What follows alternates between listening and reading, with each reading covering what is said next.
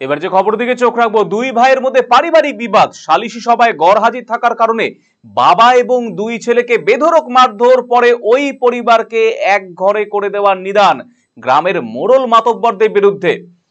গ্রামের মোড়ল মাতব্বরদের বিরুদ্ধে অভিযোগ করতে শুরু করেছে মধ্যযুগীয় বর্বরতা।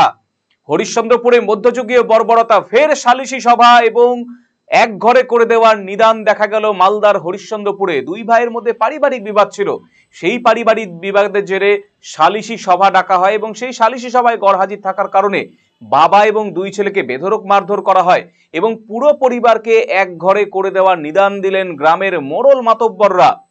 মধ্যযুগীয় বর্বরতার এই ছবি মালদার হরিশ্চন্দ্রপুর থানার সিমলা এলাকায়। পারিবারিক বিবাদের জেরে মেজো ছেলের সঙ্গে বাবা মায়ের বিবাদ বাধে, এ নিয়ে গ্রামের মাতব্বরদের বিষয়টি জানা এসে সালিশি সভা উপস্থিত না হওয়ার কারণে বৃদ্ধ বাবা এবং দুই ভাইকে মারধর করে ওই ব্যক্তি। এমনকি গ্রামেরও বেশ কয়েকজন তাতে যোগদান করে, এমনকি মাইকিং এ প্রচার করে তাদেরকে এক ঘরে করে দেওয়া হয় বলে অভিযোগ। ঘটনার জেরে অসুস্থ হয়ে পড়েছে বৃদ্ধ। গুরুতর আহত অবস্থায় চাঁচল সুপার স্পেশালিটি হাসপাতালে ভর্তি তার বড় ছেলে। এই ঘটনার জেরে সমস্যায় পড়েছে অসহায় পরিবার।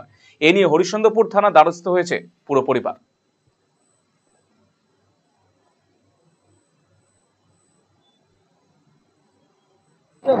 আমার মেজো ভাইয়ের সাথে হয়েছে, একটা ঝামেলা পেটেছিল আর গ্রামবাসী হয়ে এখন বয়কট করে দিয়েছে আমাদেরকে।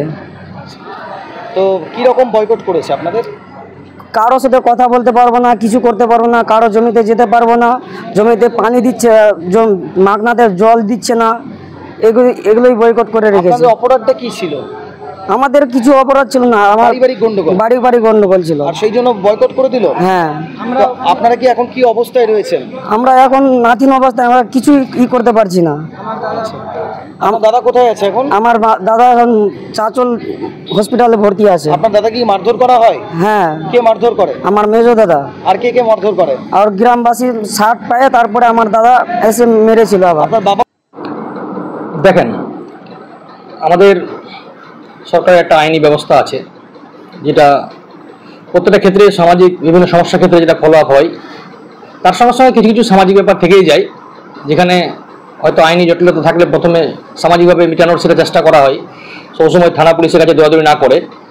যখন ওটা ওভারকাম না করতে পারে তারপরে আমরা থানা পুলিশে যাই। তো যেটা শুনলাম আমি, এটা ঠিকই আছে, হয়তো সামাজিকভাবে ওরা কন্ট্রোল করার চেষ্টা করেছে, কিন্তু একবারে একজনকে একটা ফ্যামিলিকে সব কিছু থেকে ব্যক্ত রাখা এটাও খুব টাফ ব্যাপার। তো আমি শুনলাম সেটা পুলিশ প্রশাসন আছে হরিশ্চন্দ্রপুর থানার, তাদের সঙ্গে আলোচনা করব যেন যে কোনো ফ্যামিলির যেন সমস্যা না হয়। সমস্যা